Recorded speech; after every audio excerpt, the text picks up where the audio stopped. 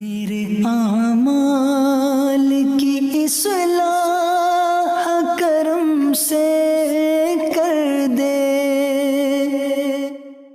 الحمدللہ رب العالمین والصلاة والسلام علی سید المرسلین، اما بعد فاعوذ باللہ من الشیطان الرجیم، بسم اللہ الرحمن الرحیم۔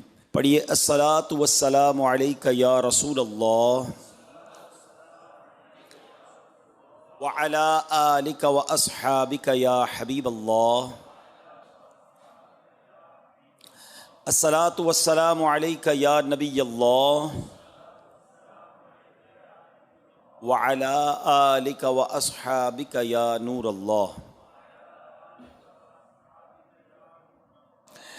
درود پاک پڑھنے کے بے شمار فضائل و برکات ہیں۔ میرے آقا مدینے والے مصطفیٰ صلی اللہ تعالیٰ علیہ وسلم کا فرمان عالی شان ہے، جس کا مضمون ہے کہ جو کوئی شخص مجھ پر ایک بار درود پاک پڑھتا ہے، اللہ تعالیٰ اس پر اپنی 10 رحمتیں نازل فرماتا ہے، اس کے 10 گناہوں کو مٹاتا ہے اور اس کے 10 درجات کو بلند فرماتا ہے۔ یہ حدیث پاک پہلے بھی کئی بار آپ نے ہو سکتا ہے سنی ہو اور درود پاک کی اہمیت پتہ چلتی ہے، مگر آج میں اس حدیث کے تحت درود پاک کا ایک اور شاندار اسپیکٹ آپ کے سامنے رکھنا چاہتا ہوں۔ ہو سکتا ہے آپ میں سے اکاؤنٹنٹس بھی ہوں گے، اکاؤنٹنٹ نہ بھی ہو تو ہر انسان چھوٹا موٹا اکاؤنٹنٹ تو ہوتا ہے، وہ اپنی زندگی میں کچھ نہ کچھ حساب کتاب کر ہی رہا ہوتا ہے۔ جاب کرنے والا بھی آخر میں گھر کا حساب کر رہا ہوتا ہے، گھر کا بیلنس چیک کر رہا ہوتا ہے، خود اپنا بیلنس چیک کر رہا ہوتا ہے کہ یار سارے خرچے نکال کر میرے پاس اپنی سیونگز کیا ہیں، یا تو ذہن میں اس کی بیلنس شیٹ بن رہی ہوتی ہے یا وہ آن پیپر ایک بیلنس شیٹ بناتا ہی رہتا ہے کہ یار میرا کیپٹل جو ہے اس میں اضافہ ہوا کہ نہیں۔ اچھا، نارملی ہم جب بیلنس شیٹ بناتے ہیں تو سمپل وے تو یہ ہے کہ ہم کریڈٹ سائڈ اور ڈیٹ سائڈ کو جب پلس مائنس کرتے ہیں تو ہمارا جو ہے ہمیں کیپٹل پتہ چل جاتا ہے۔ اچھا، یہ بیلنس شیٹ ہمیں ویسے بھی زکوٰۃ کے وقت بنانی پڑتی ہے تاکہ پتہ تو چلے کہ ہمارے پاس کیا ہے جس کی ہمیں زکوٰۃ دینی ہے۔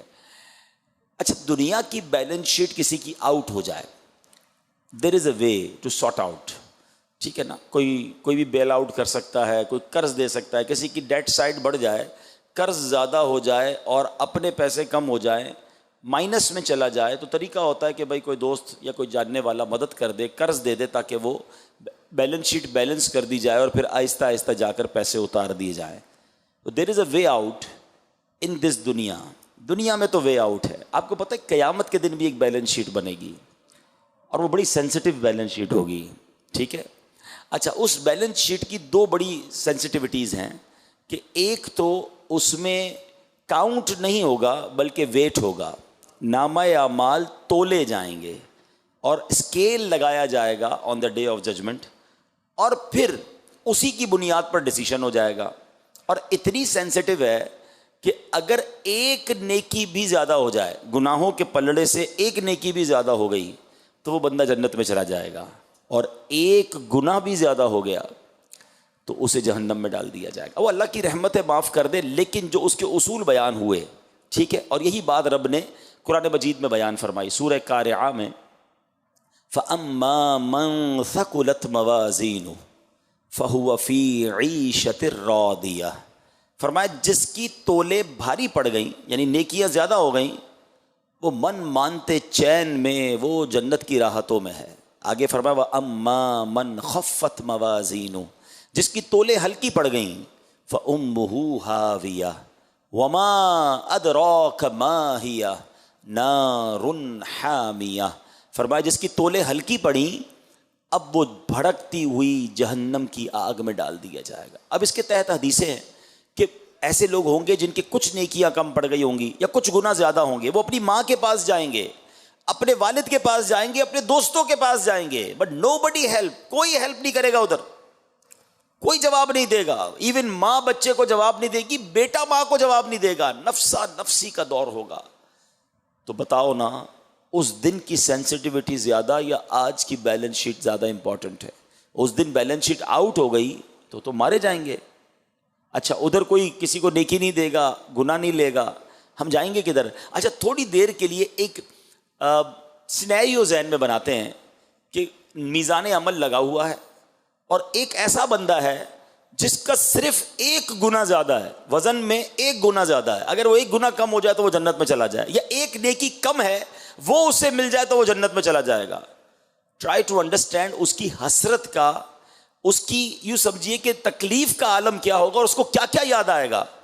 یار کاش وہ گناہ نہ کرتا، کاش وہ میں حرام نہ دیکھتا، کاش وہاں جھوٹ نہ بولتا. یا اس کو کتنی نیکیاں یاد آئیں گی کہ تھوڑے درود اور پڑھ لیتا، تھوڑے نفل اور پڑھ لیتا، تھوڑے سجدے اور کر لیتا، دو چار نیکیاں اور بڑھ جاتی تو میرا جنت. یہ دیکھو سب جنت میں جا رہے ہیں اور مجھے روکا ہوا ہے. اللہ اکبر. اب آؤ میں آپ کو بتاتا ہوں دیر از اے وے ٹو سارٹ آؤٹ اور بیلنس یور بیلنس شیٹ. ایک طریقہ ہے کہ اگر اس کو دنیا میں اپنا لینا تو بیلنس شیٹ کمال طریقے سے بیلنس ہو سکتی ہے. اب حدیث دوبارہ سنو. آقا فرماتے جو ایک بار درود پڑھتا ہے 10 نیکیاں لکھی جاتی ہیں، 10 گناہ کم ہوتے ہیں. ہر درود میرے نامہ اعمال کو، میزان عمل کو کس شاندار انداز سے بہتر کر رہا ہے. اچھا دیکھیے یہ ہم سب کو پتا ہے. اگر اللہ نہ کرے مثال کے طور پہ ہم میں سے کسی کا آج انتقال ہو جائے، ہمارے گناہ نیکیوں سے زیادہ ہی ہیں. میں چلے آپ کے بارے میں نہیں کہتا، مجھے اپنے بارے میں پتا ہے کہ ہماری نیکیوں کا تو پہلے پتہ ہی نہیں قبول ہوں گی کہ نہیں، اس میں تو پتہ نہیں کتنی ملاوٹیں ہیں، ریاکاری، تو دکھلاوا، تو اخلاص کی کمی، گناہ ہی گناہ ہیں. تو بیلنس شیٹ اگر اس طرح تولی گئی تو پھنس جائیں گے. ہاں درود پاک پڑھتا رہوں تو گناہ کم ہوتے جائیں گے، نیکیاں بڑھتی جائیں گی. اب سوچو یہ کیسا وظیفہ ہے. یہ وہ شاندار کمال کا وظیفہ ہے کہ پڑھتے جاؤ، ہر درود پر تمہاری نیکیوں کا پلڑا بھاری ہوتا جائے گا، گناہوں کا پلڑا ہلکا ہوتا جائے گا. اب آپ کی مرضی ہے کتنے درود پڑھنے ہیں. تو چلتے پھرتے اٹھتے بیٹھتے جتنا ہو سکے کثرت کے ساتھ درود پاک پڑھا کریں، ساتھ تسبیح رکھا کریں. تقریباً لوگ آج کل واک کرتے ہیں، اچھی بات ہے، واک کرنا صحت کے لیے اچھا ہے، اور اچھی نیت سے کرے تو ثواب بھی ملے گا. مگر کیا ہی اچھا ہو کہ اگر واکنگ ٹائم کو ہم درود ٹائم بنا دیں. جب واک کریں شوز پہنتے ہیں، بعض اوقات لوگ ڈریس بھی چینج کرتے ہیں، اب تسبیح بھی ساتھ لے لیں. بغیر تسبیح کے واک نہ کریں. آپ بلیو کریں 30-40 منٹس کی آپ کی واک بھی کمپلیٹ ہو جائے گی. میرا خیال ہے تقریباً 1000-1200 درود پاک بھی پورے ہو جائیں گے. اور جدھر جدھر چلتے چلتے درود پڑھو گے نا وہ زمین بھی گواہ ہو جائے گی. تو اور کیا چاہیے. تو جتنا ہو سکے آپ اپنا ٹائم نکالیں اور درود پاک پڑھیں. آئیے محبت کے ساتھ بآواز بلند درود پاک پڑھیں. صلو علی الحبیب صلی اللہ تعالی علی محمد صلی اللہ علیہ وسلم. اسلامی مہینے کا، اسلامی کیلنڈر کا آخری مہینہ ذوالحجہ، پہلا مہینہ محرم الحرام، یہ دونوں مہینے ہمیں کیا پیغام دیتے ہیں؟ The message of last month and the first month, دونوں کا پیغام قربانی ہے. ذوالحجہ میں ہم حضرت ابراہیم کی سنت کو ادا کرتے ہوئے قربانی کرتے ہیں، اور کربلا والوں کی قربانی ہمیں محرم میں یاد آتی ہے. آج میں یہ چاہوں گا کہ نارملی ہم بہت ساری ہسٹری آف اسلام کو پڑھتے ہیں، سنتے ہیں، سالانہ سنتے ہیں، لیکن اپنے لیے اس میں سے کیا میسج لیتے ہیں؟ امپلیمنٹیشن کیا ہوتی ہے ہماری لائف میں؟ کسی کی زندگی میں 40 بار محرم آ چکا ہوگا، 30 بار محرم آیا ہوگا، 25-30 بار قربانی کی ہوگی، کئی ایسے ہوں گے جنہوں نے حج بھی کیا ہوگا. یہ سارے ایونٹ تو آئے، مگر ان تمام ایونٹ سے میں نے ایکسٹریکٹ کیا اپنے لیے حاصل کیا. تو آج میں ہائی لائٹ صرف بتاتا جاؤں گا اور آپ غور کرتے جائیں کہ واقعی یہ سارے میسیجز ہیں ہمارے لیے، مگر ہم اس میں سے کیا لے رہے ہیں. سب سے پہلے ہم بات کریں گے حج کی. کئی لاکھ مسلمانوں نے حج کیا، ہر سال کرتے ہیں. حج میں کتنے پیغام ہیں؟ اچھا پیغام لینا کیسے چاہیے وہ میں ایک چھوٹی سی پہلے آپ کو مثال دے دیتا ہوں. ایک بزرگ جو تھے وہ کپڑے کے بہت بڑے یوں سمجھے بیوپاری تھے، اور کپڑا انہوں نے سینے میں بڑی اچھی مہارت کی ہوئی تھی. کپڑا تیار کیا اور بنانے کے بعد اس کی کاریگری کرنے کے بعد اپنے سے بڑے ایکسپرٹ کو انہوں نے پیش کیا کہ یہ دیکھیں اس کی قیمت بتائیں کتنے میں بکے گا. اب وہ زیادہ ایکسپرٹ تھا، زیادہ باریک بین تھا، اس نے اس کپڑے کے اندر خامیاں نکالنا شروع کر دی کہ یہ بھی ہے تو اس میں یہ بھی ہے تو اس میں یہ بھی پرابلم ہے. وہ بزرگ زاروں کتار رونے لگے. تو وہ کپڑے کا تاجر کہتا ہے حضرت آپ ناراض نہ ہوں، میں اچھی پرائز دے دیتا ہوں، آپ رونے کیوں لگ گئے ہیں؟ کہتے ہیں میں اس لیے نہیں رویا کہ تم نے جو ہے وہ مجھے میرے کپڑے میں عیب نکالے اور پرائز کم ملے گی. میں اس لیے رو رہا ہوں کہ میں نے اپنے طور پہ یہ پورا کپڑا پراپر بنایا تھا.